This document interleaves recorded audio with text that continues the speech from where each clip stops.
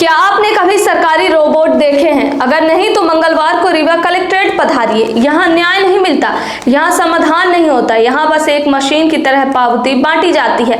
Rewa collectorate के ये दृश्य हर मंगलवार की कहानी बयां करते हैं।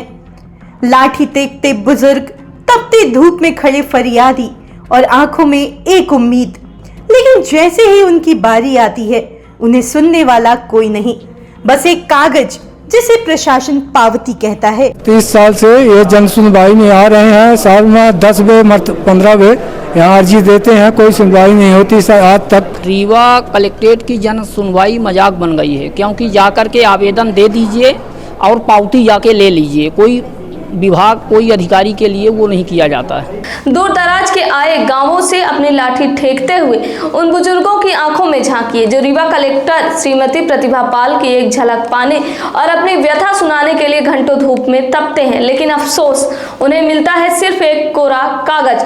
मैडम कागज ले लेती हैं, कुछ भी काम नहीं हो रहा आगे का। 6 महीने पहले हम मैडम को आवेदन दिए तो मैडम बोले कि सुधार हो जाएगा। इसके बाद 6 महीने बाद भी नहीं हुआ। रीवा जन सुनवाई अब जन की सुनवाई कम और इवेंट मैनेजमेंट ज्यादा नजर आती है। हर मंगलवार शाम को सरकारी जनसंपर्क विभाग से चमचमाती तस्वीरें जारी होती हैं। उन तस्वीरों में कलेक्टर मैडम बेहद गंभीर मुद्रा में नजर आती हैं। दावा किया जाता है कि फरियादियों की समस्याओं का त्वरित निराकरण करने के निर्देश दिए गए। अब हमारा निवेदन है मैडम कलेक्टर से, जरा उन निर्देशों का ट्रैक रिकॉर्ड भी सार्वजनिक कीजिए। वो निर्देश कलेक्ट्रेट की किस डस्टबिन में जाते हैं? महीनों से भटक रहे फरियादी की फाइल पर जमी धूल आखिर कब साफ होगी? क्या आपकी संवेदनशीलता केवल कैमरे के फ्लैश तक सीमित है? अब आपको और भी हैरान कर देने वाली बात बताते हैं।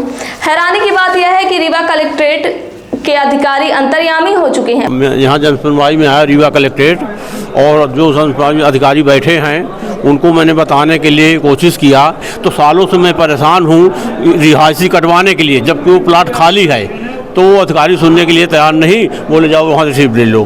फरियादी अपना दुखड़ा सुनाने के लिए मुंह खोलता ही है कि उससे पहले ही उसके हाथ में रसीद थमा दी जाती है, यानी कि पावती थमा दी जाती है। साहब के पास वक्त नहीं है, उन्हें तो बस टारगेट पूरा करना है कि आज कितने आवेदन जमा हुए।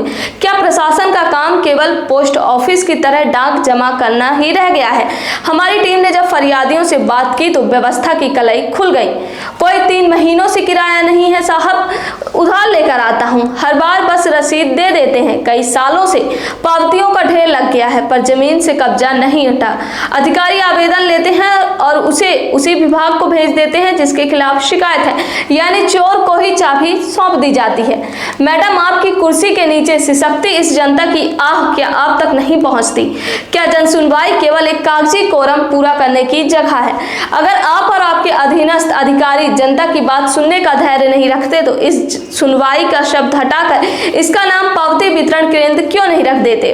रीवा की जनता कागजों से पेट नहीं भरने वाली है और न ही रीवा की जनता का कागजों से पेट भर सकता है। उसे पावती नहीं चाहिए, न्याय चाहिए। हर मंगलवार की यह रस्म इसी तरह भद्दा मजाक बनी रही तो वो दिन दूर नहीं जब जनता का भरोसा इस लोकतंत्र से उठ जाएगा। याद रखिए, जब जनता की सुनवाई दफ्तरों में बंद हो जाती है तो फिर उसका शोर सड़कों पर सुनाई देता है।